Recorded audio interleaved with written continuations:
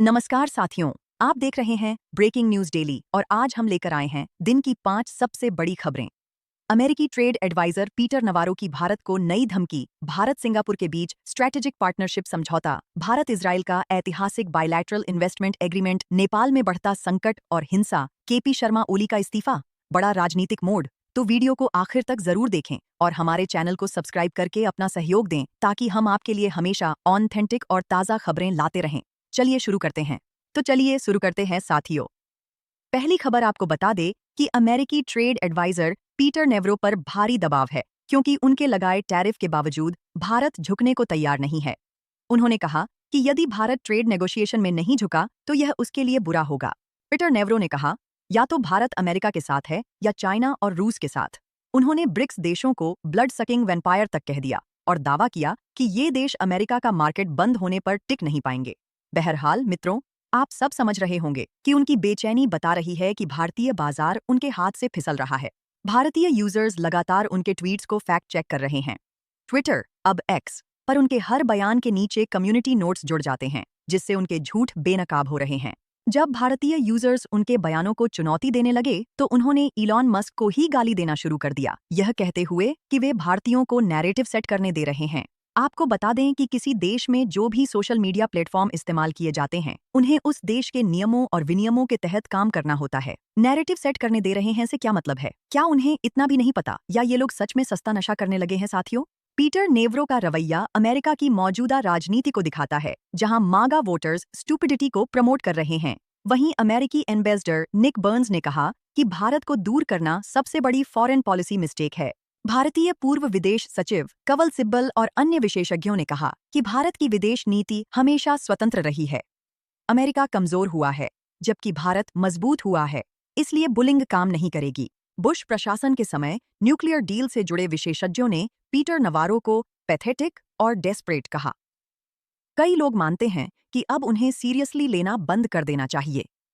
कहने का मतलब इनकी इस चूतियापे से खुद इनके देश के लोग भी परेशान हो चुके हैं। खैर, अब बढ़ते हैं दूसरी खबर की ओर। 4 सितंबर 2025 को सिंगापुर के प्रधानमंत्री लॉरेंस वेंग भारत पहुंचे।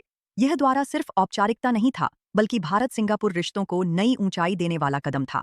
दोनों देशों के रिश्ते 2005 के सीईसीए समझौते और 2015 की कॉम्प्रिहेंसिव स्ट्रेटेजिक पार्टनरशिप के बाद और मजबूत हुए हैं। दोस्तों, आपको बता दें, सिर्फ 728 वर्ग किलोमीटर का छोटा देश होने के बावजूद सिंगापुर दुनिया का वित्तीय और तकनीकी हब है। यह भारत का सबसे बड़ा निवेशक है और लाखों भारतीय वहां काम करते हैं। दिल्ली में हुई बैठक में digital technology, semiconductor, green energy, space technology और इंडो पैसिफिक सुरक्षा पर सहयोग बढ़ाने के समझौते हुए। यूपीआई और पे नाउ जैसे डिजिटल पेमेंट सिस्टम को भी मजबूत किया गया। हाल ही में पहलगांव में हुए आतंकी हमले पर सिंगापुर ने भारत का समर्थन दिया, जो कूटनीतिक रूप से अहम संदेश था। लॉरेंस वेंग ने महात्मा गांधी को राजघाट पर श्रद्धांजलि दी और राष्ट्रपति द्रौपदी मुर्मू से भी मुलाकात की। यह भारत सिंगापुर रिश्तों की गहराई को दर्शाता है। Digital connectivity, green energy, skill development, शिक्षा और पेमेंट लिंक जैसे कई अहम समझौते हुए, जिनसे रोजगार, निवेश, युवाओं के लिए ट्रेनिंग और अंतर्राष्ट्रीय पहचान के अवसर बढ़ेंगे। यह द्वारा भारत के लिए आर्थिक और कूटनीतिक दोनों दृष्टिकोण से सफलता साबित हुआ। सिंगापुर छोटा देश है, लेकिन सपने और लक्ष्य भारत जैसे विकास, प्रगति और शांति। अब अगली खबर का रुख करते हैं।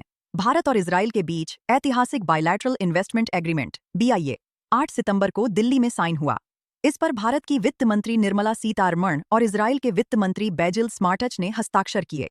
इजराइल ओईसीडी सदस्य देशों में पहला देश है जिसने भारत के साथ ऐसा समझौता किया। OECD, organisation for economic cooperation and development, एक इंटर गवर्नमेंटल संगठन है जिसमें 38 देश शामिल हैं। इसका मुख्य उद्देश्य सदस्य देशों की आर्थिक वृद्धि और वैश्विक व्यापार को बढ़ावा देना है। यह एग्रीमेंट 1996 में हुए निवेश समझौते को रिप्लेस करेगा, जिसे 2017 में समाप्त कर दिया गया था। नई डील निवेशकों को स्थायित्व और सुरक्षा प्रदान करेगी। यह समझौता ऐसे समय में हुआ है जब अमेरिका के साथ भारत के ट्रेड को लेकर तनातनी चल रही है। इस बीच इजराइल ने भारत के रुख की तारीफ की और इसे राष्ट्रीय सम्मान की रक्षा का उदाहरण बताया। इससे innovation, infrastructure development, financial regulation, digital services को बढ़ावा मिलेगा, जिसमें रक्षा क्षेत्र भी शामिल है, जो भारत के लिए बहुत लाभकारी होगा। इससे दोनों देशों के बीच व्यापारिक रिश्ते मजबूत होंगे। इजराइल भारत में एक रिप्रेजेंटेशनल ऑफिस खोलने पर भी विचार कर रहा है। अब नेपाल में हिंसा से जुड़ी ताजा खबरें। नेपाल में पिछले 48 घंटों से हालात बिगड़ चुके हैं। शांतिपूर्ण प्रदर्शन हिंसक हो गए और अब तक 18 से अधिक छात्रों की मौत हो चुकी है। प्रधानमंत्री केपी शर्मा ओली ने प्रदर्शनकारियों पर गोली चलाने का आदेश दिया, जिससे गुस्सा और बढ़ गया। भारतीय मीडिया इस घटनाक्रम को सोशल मीडिया बैन से जोड़कर दिखा रही है। फेसबुक, यूट्यूब, एक्स और अन्य विदेशी प्लेटफॉर्म्स पर रोक लगाई गई, जबकि चीनी ऐप्स जैसे टिकटॉक को खुला रखा गया। लेकिन असल वजह इससे कहीं गहरी है। पिछले 2 महीनों से युवा सोशल मीडिया पर नेताओं के बच्चों की विदेशी विलासिता भरी जिंदगी और आम जनता की हालत की तुलना कर रहे थे। इससे गुस्सा बढ़ा। नेपाल के आधे नेता अमेरिका, आधे चीन से पैसा लेते हैं, जबकि जनता पिस रही है। सरकार ने सोशल मीडिया बैन को बहाना बनाकर विरोध दबाने की कोशिश की, जो उल्टा पड़ गया। चोरी ऊपर से सीनाजोरी जैसा माहौल बन गया और लोग सड़कों पर उतर आए। पुलिस की गोलीबारी से हालात और बिगड़े। सैकड़ों घायल, दर्जनों गंभीर हालत में। प्रदर्शनकारी और आक्रामक होते जा रहे हैं। अगले 24 से 48 घंटे निर्णायक होंगे। या तो सरकार झुकेगी या फिर संघर्ष और बढ़ेगा। हालांकि कुछ खबर आ रही है कि केपी शर्मा ओली ने इस्तीफा दे दिया है, लेकिन अभी इसकी पुष्टि नहीं हुई है। तो साथियों, आज के लिए बस इतना ही। देश और दुनिया की बड़ी खबरों के साथ जुड़े रहिए ब्रेकिंग न्यूज डेली पर। अगर आपको यह वीडियो पसंद आया हो तो लाइक करें, शेयर करें और हमारे चैनल को सब्सक्राइब जरूर करें, ताकि हम आपके लिए ऐसी ही ऑथेंटिक और ताज़ा खबरें लाते रहें। मिलते हैं अगली अपडेट के साथ। धन्यवाद।